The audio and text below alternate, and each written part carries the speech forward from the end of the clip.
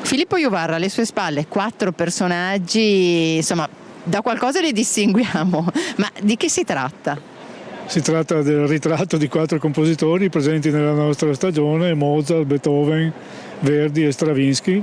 È una nuova iniziativa comunicativa della nostra orchestra che segue quella recentissima della possibilità di scaricare il primo tempo delle sinfonie di Beethoven. Questa invece è dedicata ad ottenere dei biglietti in omaggio, riconoscendo quali dei 2 personaggi sono uguali nei diversi manifesti dislocati nella città. Quando si individuano i 2 compositori gemelli, basta mandare una mail all'indirizzo segnalato sui cartelli stessi per vincere uno o più biglietti della stagione dell'Orchestra di Padova e del Veneto. Anche quest'anno ci sarà la possibilità di vedere all'opera grandi direttori d'orchestra di fama internazionale, un programma ancora una volta incentrato su una sottile ricerca di musiche nuove, oltre che del grande repertorio classico.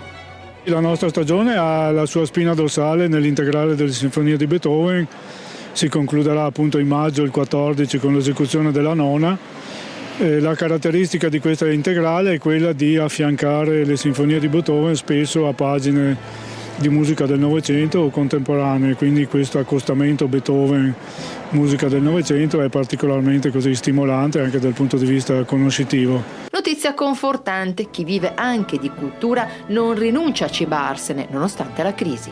Quest'anno abbiamo avuto un aumento del numero degli abbonati, c'è un aumento anche delle presenze di biglietti, quindi da questo punto di vista forse la gente sceglie meglio anche come spendere i propri soldi.